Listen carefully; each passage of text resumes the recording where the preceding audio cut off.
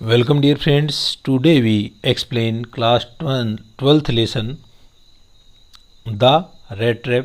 तो this lesson is written by Selma Lagerlof और इसके अंदर एक जो रेड ट्रैप है या चूहेदानी बेचने वाला है उसकी कहानी है और उस रेड ट्रैप के प्रति ये दुनिया है वो अच्छा व्यवहार नहीं रखती है, इसलिए वह इस दुनिया के बारे में बुरे बुरे विचार हैं वो रख करके अपने आप को खुशी प्रदान करता है। रेड ट्रैप है वो ये बताता है कि ये दुनिया है, ये एक बड़ी चूहेदानी है और इसकी जो प्रत्येक चीज़ें हैं वो केवल एकमात्र बैट्स या प्रलोभन है और जो कोई व्यक्ति इनके प्रति आकर्षित होता है वह इस बड़े रेड ट्रैप के अंदर फंस जाता है। तो इसी प्रकार से वह घूमता हुआ स्वयं भी एक जो क्रॉप्टर या बूढ़ा किसान है उसके 30 से जो नोट हैं वो चुरा लेता है और वह भी इसके अंदर पकड़ा जाता है और अब वह घूमता हुआ आयरन मास्टर के घर चला जाता है। तो वहाँ की स्थिति इसके अंदर वर्णन की जा रही है। यू मस्ट हैव पेशेंस, आपको अवश्य ही, पेशेंस यानी धैर्य, आपको अवश्य ही धैर्य रखना चाहिए। माई लिटिल गर्ल, मेरी छोटी लड़की। सैड द फादर, फादर यानी किसान ने कहा। किसान कौन था? आयरन मास्टर था। As soon as he gets clean and dressed up, जितना जल्दी हो सके उतना जल्दी वह सफाई हो जाएगा, साफ कर लेगा और अच्छी पोशाक पहन लेगा। यू विल सी, तब आप देखोगी, समथिंग डिफरेंट, कोई अलग चीज़ या दूसरी चीज़। तो तब आपको मालूम चलेगा कि यह कौन है, कहने का मतलब। लास्ट नाइट, पिछली रात, he was naturally embraced, naturally यानी स्वाभाविक रूप से, एम्ब्रेस्ड यानी परेशान। पिछली रात को वह स्वाभाविक रूप से परेशान था। The tramp manners will fall away, और जो ट्रेम्प या जो घुमक्कड़ है, वेगाबाउंड है या स्ट्रोलर है, कुछ भी कह सकते हो आप।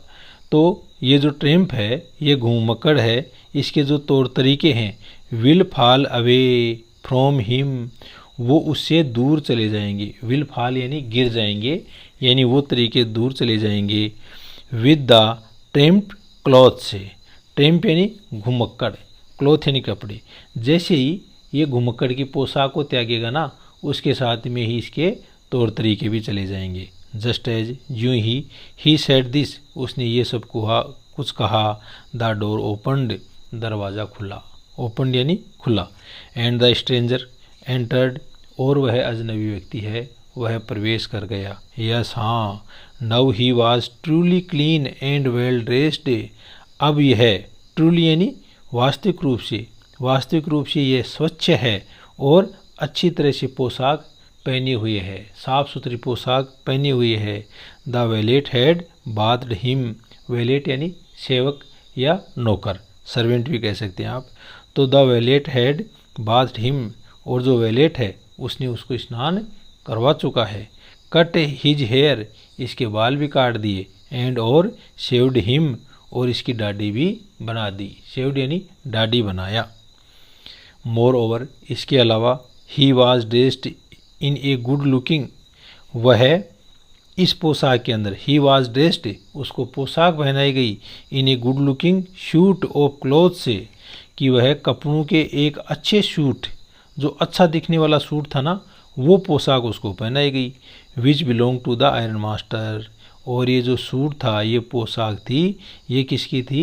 आयरन मास्टर की थी या मालिक लुहार की थी। बिलोंग टू यानी से संबंध होना।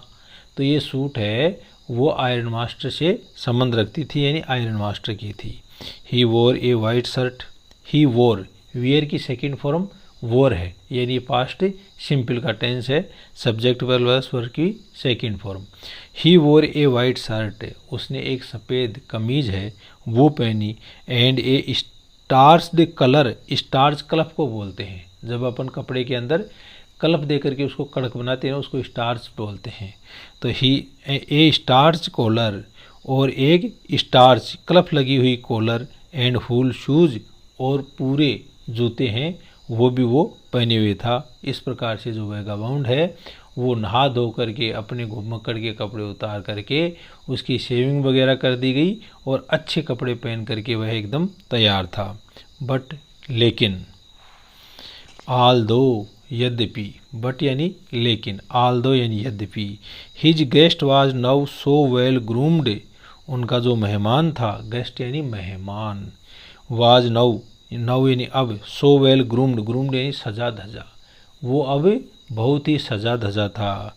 The iron master did not seem please, लेकिन जो आयरन मास्टर है या मालिक लुहार है, डिड नॉट सीम प्लीज, तो वह, प्लीज यानी प्रसन्न, सीम यानी प्रतीत होना, तो वह खुश प्रतीत नहीं हुआ। ही लुक्ड एट हिम, उसने उसके ऊपर देखा। विथ पुकड़ ब्रो, पुकड़ यानी भौहें सिकोड़ करके, यानी बहुत ही ध्यान से, वेरी केयरफुल। ब्रो यानी भौहें, आँख की भौहें को ब्रो बोलते हैं। और इस प्रकार से उसने बाहों को सिकड़ करके उसकी ओर देखा। And it was easy to understand, और यह आसान था, ये समझना बहुत ही आसान था। दैट यानी कि, when he had seen the strange fellow, strange यानी अजनबी, फेलो यानी अनुसरण करने वाला या व्यक्ति, कि जब उसने उस अजनबी व्यक्ति को देखा था, in the uncertain reflection, uncertain, certain यानी तो निश्चित, अनसर्टेन यानी अनिश्चित, रिफ्लेक्शन यानी प्रतिबिंब, यानी कि जब उसने उस अजनबी व्यक्ति को, जो धुंधला उसका रिफ्लेक्शन था, प्रतिबिंब था, उसके अंदर देखा था। फ्रॉम द फर्नेंस, यानी जो रिफ्लेक्शन कहाँ से आ रहा था, भट्टी से, फर्नेंस यानी भट्टी से। He might have made a mistake, तो उसने अवश्य ही एक गलती कर दी थी। मिस्टेक यानी त्रुटि या गलती, तो उसने ये गलती अवश्य ही कर दी थी। बट लेकिन, दैट नाउ अब, when he stood there in broad daylight, लेकिन इस समय जब वह, स्टैंड की सेकंड फॉर्म स्टूड है, जब वह खड़ा हुआ था, देर यानी वहाँ पर, इन ब्रॉड डेलाइट, ब्रॉड यानी विस्तृत, डेलाइट यानी दिन की रोशनी, लेकिन जब अब यह दिन की विस्तृत रोशनी के अंदर वहाँ पर खड़ा हुआ था, इट वाज इम्पॉसिबल, लेकिन इसलिए अब यह असंभव है, इम्पॉसिबल यानी असंभव है, to mistake him for an old acquaintance, acquaintance यानी परिचित, यानी उसको एक पुराना परिचित होने की जो गलती है ना, वो अब करने के अंदर ये करना असंभव है, यानी वो अब उस व्यक्ति को अच्छी तरह से पहचान सकता है। व्हाट डज दिस मीन, इसका क्या मतलब है भाई, इसका मतलब क्या है। ही थंडर्ड, वह गरजा, वह जोर से बोला, भाई इसका क्या मतलब है। The stranger made no attempt to dissimulate, और उस स्ट्रेंजर ने, उस अजनबी व्यक्ति ने, ही सा एट वंस, और उसने तुरंत देखा, दैट द स्प्लेंडर, स्प्लेंडर यानी वैभव, had come to an end, यानी इसका अंत आ चुका है। तो उसने देखा कि उसने पहचान लिया है और उसके वैभव का अंत है, वो आ चुका है। It is not my fault, fault यानी त्रुटि या गलती, यह मेरी गलती नहीं है सर यानी श्रीमान। ही सैड, वह बोला। I never pretended to be anything but a poor trader, मैंने कभी भी कोशिश नहीं की, प्रिटेंडेड यानी बहाना करना, मैंने कभी भी बहाना नहीं किया, to be anything but a poor trader, कि मैं कोई और हूँ, किसी और होने का मैंने कोई बहाना नहीं किया, मैं तो क्या हूँ, एक गरीब ट्रेडर हूँ, व्यापारी हूँ, छोटा सा व्यापारी हूँ। एंड आई प्लीडेड, और मैंने निवेदन किया था, प्लीडेड यानी निवेदन करना, एंड बेग्ड, और मांगा था, to be allowed to stay in the forge, कि मेरे को केवल इस ढलाई घर में ठहरने की ही अनुमति दी जाए। But no harm has been done, लेकिन अभी भी हार्म यानी नुकसान, अभी भी कोई बड़ा नुकसान है वो नहीं हुआ है, अभी तक कोई नुकसान नहीं हुआ है। Eight worst I can put on my rag, से भाई ज़्यादा से ज़्यादा ये होगा, एट वर्स्ट यानी एट वर्स्ट यानी ज़्यादा से ज़्यादा ख़राब क्या होगा कि I can put on my rag, से मैं अगेन यानी दोबारा, मैं मेरे जो फटे पुराने कपड़े हैं वो पुनः पहन लेता हूँ, एंड गो अवे और चला जाता हूँ। वेल ठीक, सेड द आयरन मास्टर, उस लोहे के मालिक ने कहा कि बहुत अच्छी बात है। हेजिटेटिंग ए लिटिल, थोड़ा सा हिचकते हुए, हेजिटेटिंग यानी हिचकना, हेजिटेटिंग ए लिटिल थोड़ा सा हिचकते हुए, it was not quite honest, यह ज़्यादा अच्छा नहीं होगा, होनेस्ट यानी ईमानदार, यह ईमानदारीपूर्ण कार्य नहीं होगा। आइदर या तो यू मस्ट एडमिट दैट, या तो आप इस चीज़ को स्वीकार कर लो, एडमिट यानी स्वीकार करना, that and I should not be surprised, और मेरे को इस चीज़ का कोई आश्चर्य नहीं होगा, इफ़ द शेरिफ, शेरिफ यानी न्यायाधीश, would like to have something to say in the matter, और अब तो जो गांव का न्यायाधीश है वही इस मामले में कुछ कह सकता है। अब इस मामले का निपटारा है वो गांव का शेरिफ करेगा। The Trump took a step forward, और उसी समय उस ट्रम्प ने, उस वेगाबाउंड ने, उस वांडरर ने टुक ए स्टेप, एक कदम बढ़ाया, फॉरवर्ड यानी आगे की ओर, एंड स्ट्रक द टेबल, और वह एक टेबल है उसके, struck the table with his fist, fist मुट्ठी को बोलते हैं, और उसने टेबल के ऊपर अपनी मुट्ठी मारी, यानी इस टेबल के ऊपर उसने अपनी एक मुट्ठी मारी। नाउ यानी अब, I am going to tell you, मैं आपको कहने जा रहा हूँ, मिस्टर आयरन मास्टर, मिस्टर मालिक लोहार, हाउ थिंग्स आर, कि चीज़ें कैसी होती हैं, चीज़ें कैसी होती हैं उन चीज़ों के मैं आपको बताने जा रहा हूँ। ही सेड, वह बोला, this whole world is nothing but a big rattrap, कि होल यानी कंप्लीट, यानी पूरा का पूरा जो संसार है वो कुछ नहीं, वह केवल एकमात्र बड़ी चूहेदानी है।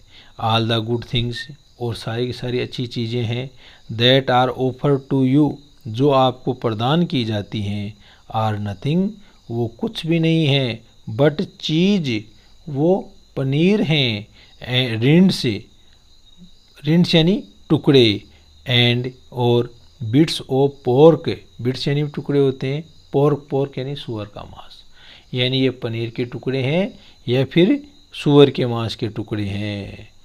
Set out to drag a poor fellow, set out, और उनको ऐसी जगह पर रखा जाता है, टू ड्रैग, ड्रैग यानी घसीटा जा सके, एक पुअर फेलो, एक गरीब व्यक्ति को, इन टू ट्रबल, परेशानी के अंदर, यानी इनके द्वारा एक गरीब व्यक्ति को क्या किया जाता है, परेशानी के अंदर फंसाने का एकमात्र साधन है। एंड और, if the sheriff comes now, और यदि जो गांव का न्यायाधीश है वो यहाँ पर आ जाता है, एंड लॉक्स मी अप, और मेरे को ताले में डाल देता है, लॉक्स अप यानी ताड़े में डालना या जेल में डालना, फॉर दिस, इसके लिए, देन यू, तब आप, मिस्टर आयरन मास्टर, मिस्टर मालिक लोहार, मस्ट रिमेंबर, आपको अवश्य ही इस चीज़ को याद रखना चाहिए, दैट ए डे मे कम, कि एक दिन ऐसा दिन आएगा, वेन इन, जब